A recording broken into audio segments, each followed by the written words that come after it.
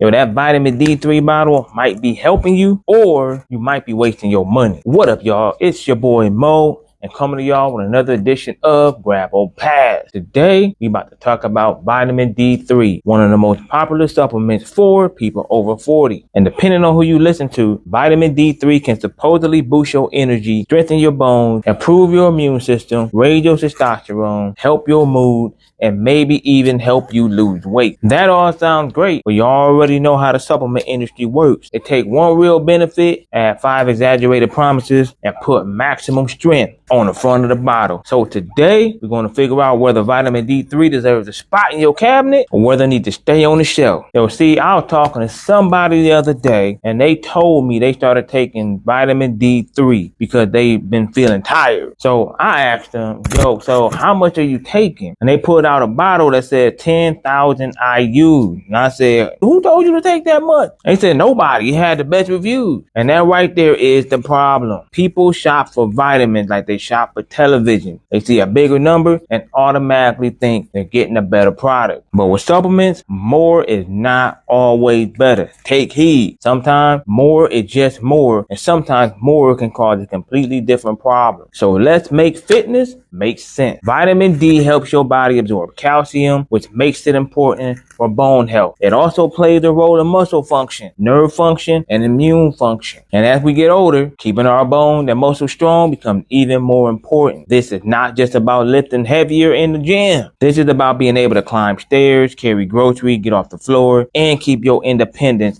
as you age. Your body can produce vitamin D when your skin is exposed to sunlight. That does not mean that everybody get enough. A lot of us work indoors, spend most of the day inside, or live in places where the sun barely show up during certain parts of the year. I'm from Ohio, and wintertime, we barely get any sun. But people with darker skin like me also produce less vitamin D from the same amount of sunlight because melanin reduces the skin's ability to make it. So older adults may produce less as well, and people with certain digestive conditions can have trouble absorbing it. Food can help, but vitamin D is not naturally found in a huge variety of food. Fatty fish like salmon, trout, and tuna are some of the best sources. And you can also get smaller amounts from egg yolk and some fortified foods like milk, cereal, and plant-based milk. But let's be honest, most people are not eating salmon every day and calculating how much vitamin D they got. And vitamin D they got from breakfast. And that's where supplements can become useful. Now, when you look at the bottle, you will usually see vitamin D2 or vitamin D3. Both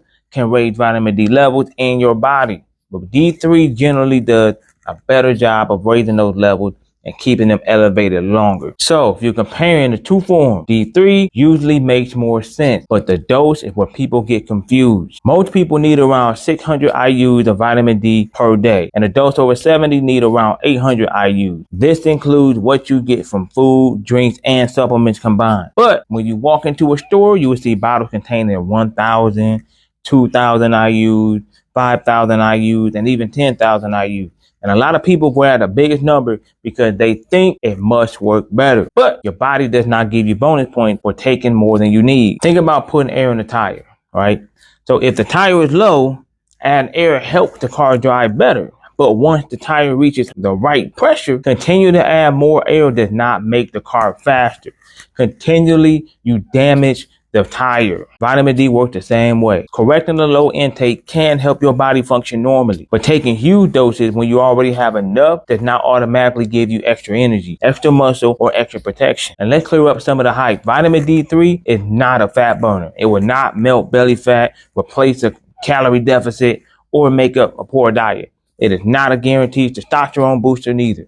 If somebody is deficient, correcting that deficiency may help them feel or function better. But taking vitamin D when your levels are already fine does not mean your testosterone is suddenly going through the roof. It is also not a replacement for sleep, strength training, protein, or regular movement. A supplement can support your health, but it cannot carry your entire lifestyle on its back. The other issue is that vitamin D is fat soluble, meaning that your body can store it. And taking too much for too long can cause calcium to build up in your blood. And that leads to nausea, weakness, confusion, excessive thirst, frequent urination, and kidney stones. Trust me, you don't want no damn kidney stone. And in serious cases, it damages your kidneys and affects your heart rhythm. The upper limit for most adults is 4,000 IU per day, but that does not mean 4,000 IU should be your daily target. Some people may be prescribed higher amounts temporarily because they have diagnosed deficiency, but that is different from choosing a megadose on your own because a bottle has good reviews. So what should you actually look for? A basic vitamin D3 supplement without a bunch of unnecessary ingredients. Check your multivitamin first because it may already contain vitamin D. You do not want to take a multivitamin,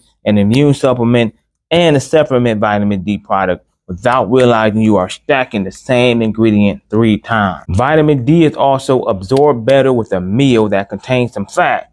So taking it with eggs, nuts, avocado, yogurt, fish, or another normal meal makes sense. Now let's get to the verdict. Vitamin D3 is a grab for people who do not get much sunlight, do not eat many vitamin D rich foods, or have other risk factors for coming up short. A basic dose around 1,000 IU is a reasonable place for many adults to look, especially after checking what is already in their multivitamin. But high dose 5,000 or 10,000 IU products are a pass unless a qualified healthcare professional has evaluated you and told you to take that amount. So the supplement itself gets a grab. The Megadosing miracle claim and bigger is better marketing gets the pass. Vitamin D3 can help fill a real nutritional gap, but it is not magic and it should not be treated like one. That's how we make fitness make sense. Drop a comment below and tell me how much vitamin D3 you are currently taking and let me know which supplement you want me to break down next. Make sure you like the video, subscribe to the channel, and turn on those little notification bells. Until next time, start it, own it, finish it. You know what it is.